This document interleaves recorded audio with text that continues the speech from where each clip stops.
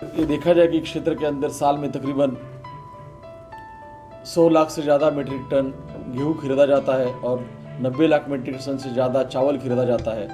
और ये इतनी बड़ी मात्रा में खरीदा गया गेहूँ और चावल पूरे देश में भेजने का काम भारतीय खाद्य निगम रात दिन काम करके पूरा करता है। और इतनी बड़ी पैमाने पे जो ये ऑपरेशन चलता है, ऐसे 20 रैक भेजने का मतलब है कि दिन में तकरीबन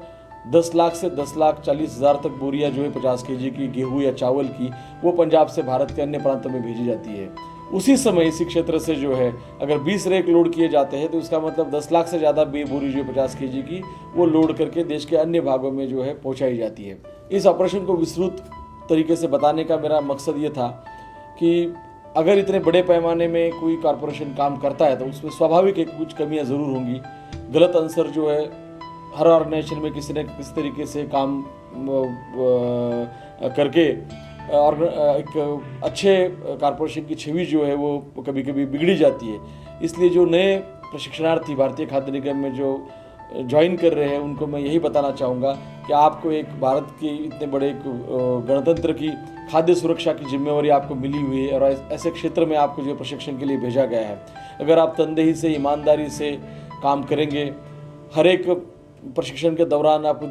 देने वाली जो शिक्षा है उसको अगर आप सही तरीके से ग्रहण करेंगे और आने वाले दिनों में इस देश के आम इंसान की खाद्यान्न की जो ज़रूरत है उसको पूरा करने के लिए और इस बात को यकीनी बनाने के लिए कि हर एक नागरिक का जो है एक अच्छे खाद्य के लिए एक अच्छा गेहूँ और चावल जो बेस्ट क्वालिटी का हो वो उन तक पहुंचाने के लिए अगर आप अपना योगदान दोगे तो मेरे ख्याल से आपको सिर्फ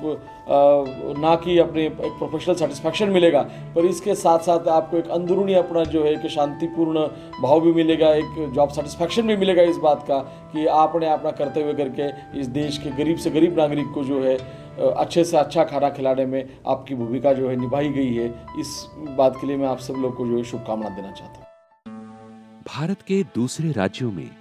जहां खाद्यान्न की पैदावार वहां के लोगों की आवश्यक पूर्ति नहीं कर पाती, वहां रेल मार्ग द्वारा खाद्यान्न समय समय पर भारतीय खाद्य निगम द्वारा पहुंचाया जाता है। जम्मू कश्मीर और हिमाचल प्रदेश में खाद्यान्न की आपूर्ति सड़क मार्ग द्वारा पूरी की जाती है। रेल मार्ग द्वारा खाद्यान्न दूसरे राज्यों में भेजने के लिए वही प्रक्रिया अपनाई जाती है जिस प्रक्रिया द्वारा खाद्यान्न गोदाम में प्रवेश करता है। खाद्यान्न ट्रकों में लादकर गेट पर दर्ज करवाकर और उसका वजन करके पूरी निगरानी के साथ रेल हेड पर पहुंचाया जाता है, जिसे मजदूर रेलवे द्वारा उपलब्ध करवाई गई मालगाड़ी की बोगियों में भरते हैं। अंत में बोगी को बंद करके उसे रेलवे और भारतीय खाद्य निगम द्वारा सील कर दिया जाता है। अस्त होता हुआ सूर्य भी जीवन की रफ्तार को शायद ही रोक सकने में सफल हो पाए। उस रफ्तार को तो बिल्कुल ही नहीं जो भारतीय खाद्य निगम द्वारा रेल मार्ग से गंतव्य की तरफ रवाना किया जाता है, खाद्यान्न।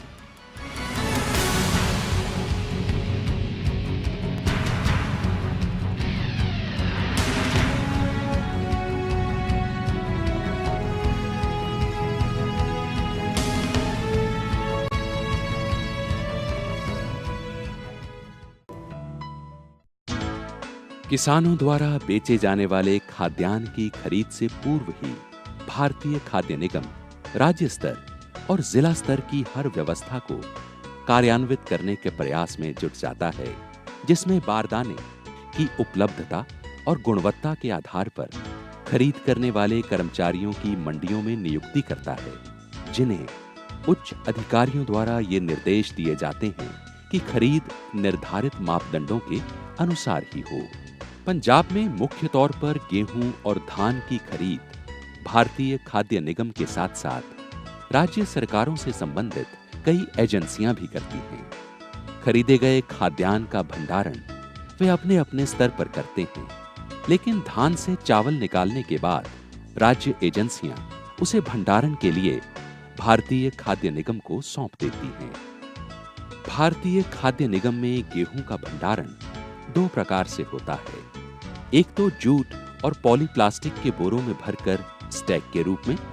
और दूसरा सीमेंट के बने विशालकाय कूपे, जिन्हें हम सैलो भी कहते हैं, में खुले रूप में सुरक्षित रूप से रखा जाता है।